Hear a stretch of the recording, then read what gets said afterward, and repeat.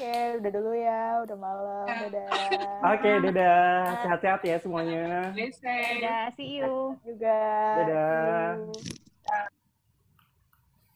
Ever since the COVID-19 pandemic hit the world, the way we communicate with each other has been shifting. 25-year-old Dina Artinovianti has not visited her parents in Garut, West Java for several months now.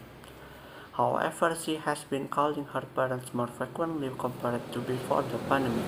Dulu kan waktu aku masih bisa curi-curi waktu buat pulang, ya udahlah video call-nya paling 1 minggu tuh bisa 3 kali. Sekarang tuh kayak setiap ada waktu aku jadi video call sama keluarga aku karena ya udah nggak bisa pulang. With the pandemic showing no signal of receding in the near future, we are still likely to rely on virtual meeting to interact with others. However, some limitations may keep us from regularly communicating with our loved ones, such as signal disruption. Biasanya orang-orang tuh kalau misalkan di video call mereka tuh nggak bener-bener banyak yang diceritain tuh. Karena kita juga harus gitu, kita tuh harus adjust waktu kita kan. Misalkan ya udahlah video call ya, hayo gitu kita video call. Tapi kadang-kadang mereka ada interupsi apa. Tapi kalau misalkan ketemu langsung, itu tuh mau nggak mau pasti ya kesannya tuh beda. Mau nggak mau apa yang lebih gimana ya, lebih anget aja gitu loh.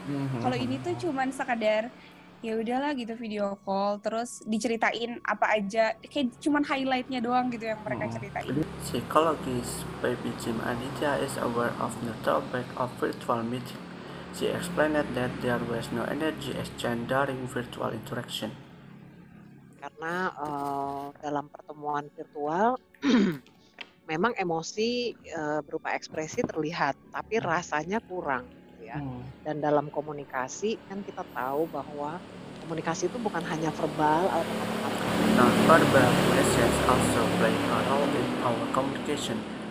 This includes hand gesture, face expression, tempo, intonation, articulation, and action.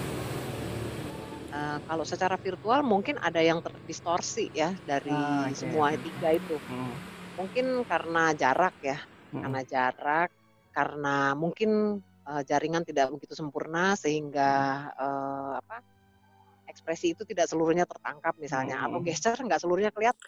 Virtual interaction may cause people to feel more lonely, but maybe said it's so different from face-to-face interaction, where we can feel lonely too despite being in the middle of crowd. Kita kumpul-kumpul sama teman kita di warung kopi, ber-6, ber-8, ber-10, tapi masing-masing sibuk sama handphonenya masing-masing. Kita sibuk sama yang jauh, instead of sibuk sama yang deket kita. Mbok bertegur sapa, lu tadi gimana? Gimana kerjaan lu? Gimana ini itu? Enggak tuh. So, kenapa kita mesti ketemu secara fisik dong? Capek-capek, macet-macet ya, kalau menurut Mbak Baby.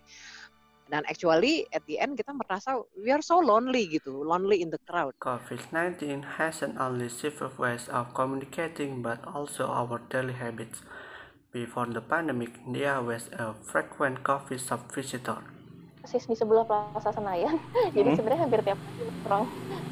Karena sekedar ngopi ke Starbucks atau ke food court atau ke restoran, dan itu juga kadang bosku tuh tipe orang laid back kan, jadi dia sebenarnya lebih suka ngobrol-ngobrol santai, ngomongin soal kerjaan secara nggak serius, sehingga kita lebih sering makan siang di luar.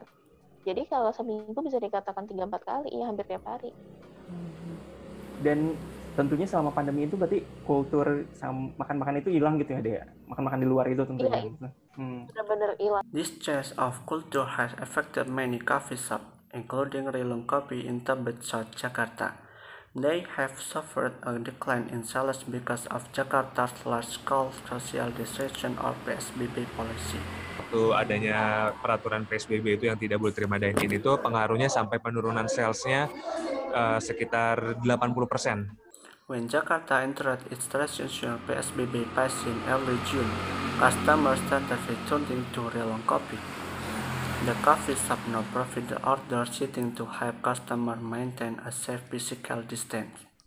Kita tahu kan dengan adanya COVID ini lebih baik berinteraksi itu di ruangan terbuka. Nah, jadi kita kita juga rajin untuk promo kalau selain kita menerapkan protokol kesehatan, kita juga beberapa foto video kita unggah di media sosial Rulung Kopi. Kalau ini loh beberapa spot di Rulung Kopi yang banyak sirkulasi udaranya, yang banyak ruangan terbukanya, dan ruangannya spesies juga di indoor. Kita ngasih lihat foto atau apa yang berjarak, jadi orang mudah-mudahan merasa nyaman, tidak takut untuk datang ke Rulung Kopi, dan kita mastiin orang yang di Rulung Kopi itu harus memakai masker, kita pengecekan suhu tubuh, sanitizer.